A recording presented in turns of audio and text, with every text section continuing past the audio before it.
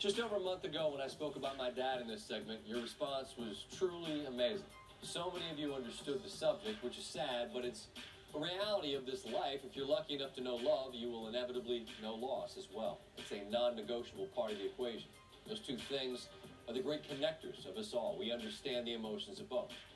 Once again, I've been reminded of just how powerful love is and of all the humanity that's out there in this world, even when it isn't human.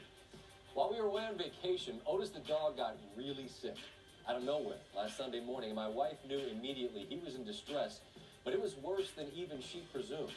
When he got to an emergency clinic in South Miami, they took one look at his gums, and Otis jumped to the head of the line. He was in critical condition. He was dying. A tumor on his spleen was bleeding into his abdomen. The doctors at the Southwest Veterinary Referral Center worked quickly, and they saved his life.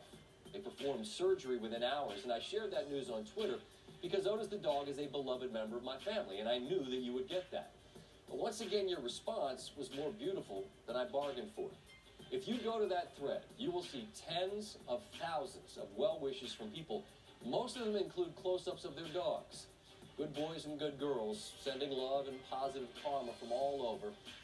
And I'd be remiss if I didn't mention the cats, too. My stance on them is no secret. Don't love them, but there were a whole bunch of kitty cats in those threads. Need to soften my stance given the love they showed our boy. And he is just that. Our boy, our firstborn, in a sense. We got him a week after we got married. He's the thread that ties the family together. He arrived before any of my three kids. My first son, and I'm his son, with a U. He orbits around me, never leaves my side. He's my guy, man, and he's lived in a bunch of different houses where we've been, and he's been there for every moment of our life as a family. And when I thought I was going to lose him out of nowhere, I was a disaster. Big, ugly cry.